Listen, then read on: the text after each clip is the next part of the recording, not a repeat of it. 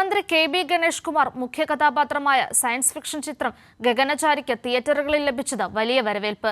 ചിത്രം കണ്ടിറങ്ങിയവരെ നേരിൽ കാണാനായി മന്ത്രി ഗണേഷ് കുമാറും മറ്റു താരങ്ങളും അണിയറ പ്രവർത്തകരും കൊച്ചിയിലെ തിയേറ്ററിലെത്തി. മന്ത്രി എന്ന നിലയിൽ ഔദ്യോഗിക തിരക്കുകൾ ഉണ്ടെങ്കിലും അഭിനയ പ്രാധാന്യമുള്ള കഥാപാത്രങ്ങൾ ലഭിച്ചാൽ ഇനിയും ചെയ്യുമെന്ന് ഗണേഷ് കുമാർ പറഞ്ഞു.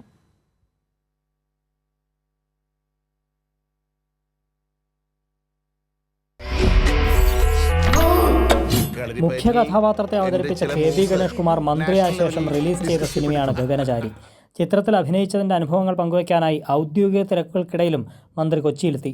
തികച്ചും വ്യത്യസ്തമായ സിനിമയാണ് ഗഗനചാരിയെന്നും ചിത്രത്തിൻ്റെ കഥാകൃത്ത് കാലത്തിന് മുൻപേ സഞ്ചരിച്ച കലാകാരനാണെന്ന് ഈ സിനിമ കാണുമ്പോൾ ബോധ്യമാകുമെന്നും മന്ത്രി പറഞ്ഞു.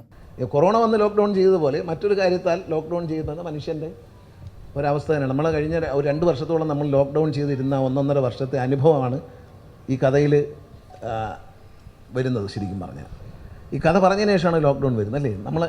എൻ്റെ ഓഫീസിൽ വന്ന് ഞാനിങ്ങനെ മേശയിൽ അപ്പുറം വയ്ക്കും. അപ്പോൾ ഒരു കലാകാരൻ കാലത്തിന് മുമ്പേ പോകുന്നുള്ളതാണ്. ഈ കഥ പറയുമ്പോൾ ലോക്ക്ഡൗൺ ഒന്നും ഉണ്ടല്ല.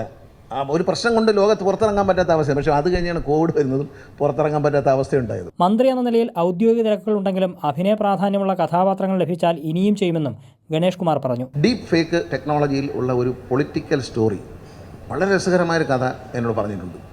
അത് ഞാൻ ഈ അജിത് വിനായകയുടെ തന്നെ പറഞ്ഞ് ഇങ്ങനൊരു കഥയുണ്ട്, പടം ഓടുകയാണെങ്കിൽ തീർച്ചയായിട്ടും നിങ്ങൾ ആ കഥ കേൾക്കുമെന്ന് പറഞ്ഞു. കാരണം പടം ഓടണം, ഈ സിനിമ നല്ലതാകുമ്പോൾ ആ സംവിധായകൻ തന്നെ ഒരു ഇത് ലേറ്റസ്റ്റ് ആയിട്ടൊരു ടെക്നോളജിയുമായി ബന്ധപ്പെട്ടൊരു കഥ പറഞ്ഞു വെച്ചിട്ടുണ്ട്. നല്ലൊരു സ്റ്റോറിയായിട്ട് എനിക്ക് തോന്നി.